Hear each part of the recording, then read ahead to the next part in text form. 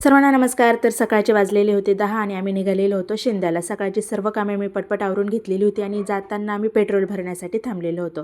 तर तिथे ही छान फुलं दिसलेली होती म्हणून एक छोटासा व्हिडिओ मी घेतलेला. इथे आल्यानंतर खुशी आणि मैथिली दोघी पण विवांची खूप वाट बघत होते, कारण दोघीही जणी रात्री इथेच मुक्कामी थांबलेल्या होत्या. म्हणजे मंजुताई मुक्कामीच थांबलेल्या होत्या. आम्हाला मात्र रात्री घरी जावं लागलेलं होतं. 12-1च्या दरम्यान आम्ही घरी गेलेलो होतो, कारण घरी कुणीही नव्हतं. गाड्या सर्व बाहेर होत्या, त्यामुळे कुणीतरी एक जण घरी पाहिजे. तर त्यामुळे मग आम्ही घरी गेलेलो होतो. तर सकाळी आल्यानंतर आम्ही दोघींनी पण पिठलं आणि बाजरीच्या भाकरी बनवलेल्या होत्या. सोबत आम्हाला सुरेखाताई होत्या मदतीला. आणि मग भांडी वगैरे घासली, फरची पुसून झाली, सर्व कामं आवरल्याच्या नंतर नवरदेवाची मळी काढण्यासाठी आम्ही घेतलेली होती. तर दोघी पण माम्या आम्ही अगदी चोळून नवरदेवाची मळी काढत होतो. सुरेखाताई मंजुताई ह्या दोघी पण जणी रामाची खूप चेष्टा करत होते आणि त्यांना सामील आम्ही दोघी तर होतो, पण त्यातल्या त्यात सागर पण त्यांना जोडी होते. कारण आता रामानंतर जर कोणाचा नंबर लागणार होता आमच्या घरामध्ये लग्नासाठी तर तो सागरचा लागणार आहे. त्यामुळे सगळेजण म्हणत होते सागरची पण मळी काढा, सागर पण आता कलवरे आहेत. तर तीच थोडीशी आमची चेष्टा मस्करी चाललेली होती आणि संध्याकाळची तयारी पण आम्ही लगेचच करून घेतलेली होती. म्हणजे नागलीची पानं, हळकुंड, सुपारी, खारी, खोबरं हे सगळं काही एका ठिकाणी व्यवस्थित काढून ठेवलेलं होतं.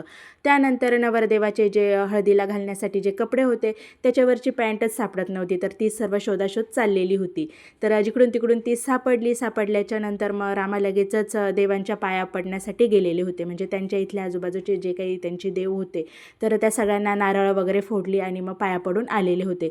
तर बघता सर्व पाहुणे वगैरे सर्व जमा झालेले होते आणि मग आमची पण तयारी चाललेली होती.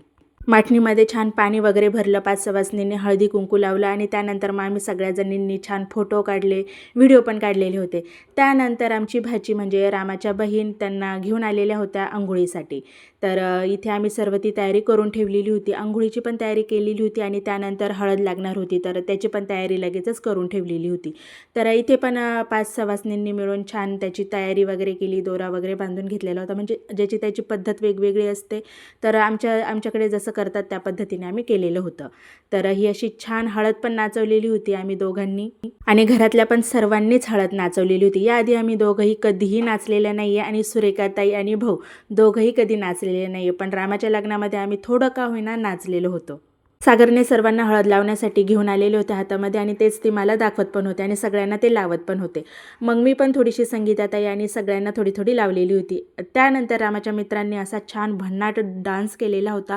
शांताबाईवर डान्स केला आणि त्यानंतर नागिनी या गाण्यावर पण छान डान्स केलेला होता आणि सगळ्यांना खूप आवडलेला होता तो डान्स. खूप एन्जॉय पण केलेला होता सर्वांनी. रामाच्या हळदीमध्ये लहानांपासून ते मोठ्यांपर्यंत अगदी सगळ्यांनी खूप एन्जॉय केलेला होता. चला तर भेटूया पुढील ब्लॉगमध्ये. बाय.